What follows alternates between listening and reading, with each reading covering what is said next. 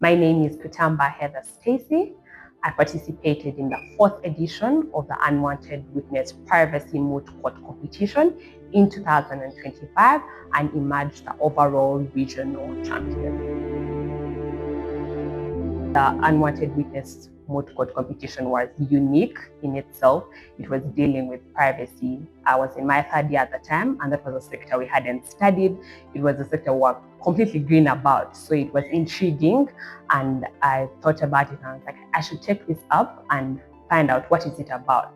So it was the fact that the principles that the Moot deals with, which are privacy, data protection, and digital rights, were spheres of the law that I hadn't looked at and that I thought to myself I should be well acquainted with, and took up the Unwanted Witness Moot.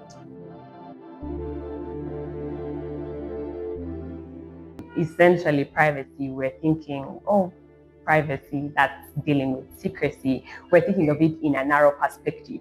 But when you get to do the Moot, it now gets into the details of the Moot. It's not just the privacy in the sense of every day that we know, but it goes to autonomy, it goes to people having control of what should go out and what shouldn't. So the Moot gave us the ground to know that privacy, there's more that's concerned with it, and with data protection, there's principles. There's from when they collect the data to when they process it to when they store it. All those are principles, and there's certain things that have to happen. There's principles such as accountability, consent, that have to be carried on along the way that we didn't know about previously. So the Moot gives you the understanding that privacy and data protection are not merely certain principles that are narrow, but there's more to it that we need to know, because this is a personal right. This is a right that we deal with each and every day, but we don't know to what extent we actually have this right. So the Moot gives us that ground and foundation to know that there's actually more to this than we actually know.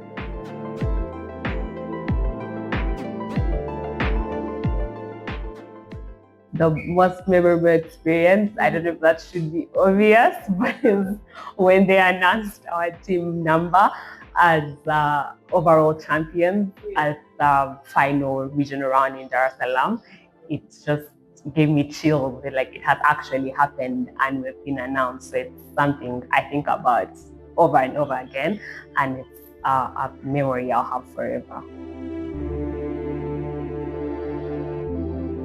Teamwork, because I had to work with my team in order to understand the principles that were new to us, in order to understand the problem, in order to understand the laws that were concerning the Moot. So I'd say teamwork, resilience, patience, because these are things that are new. You do not know what the judges are going to ask you about. So you have to keep rehearsing, you have to keep reading, you have to go through these things over and over again to actually be well acquainted with them. In general, it just shows you that you have strength that you didn't know you could have. Firstly, to the interest, it gave me a stepping stone to take up a leadership role at my university. It's after the competition that I've always had an interest in leadership. From primary to secondary, I've always taken up those roles. But for university, it seemed a bit scary.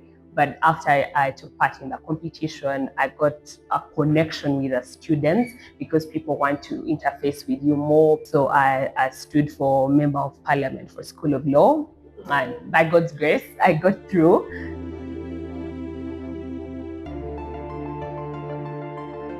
I believe at the start, you feel like, am I actually going to do this? Am I going to get through it? So there may be fears within you that you shouldn't, or doubts that you may not be able to pull through, because it needs resilience and it needs hard work. But you should know that this is an opportunity that comes once in a lifetime, and if it does come, you should take it up, because it comes with so much more.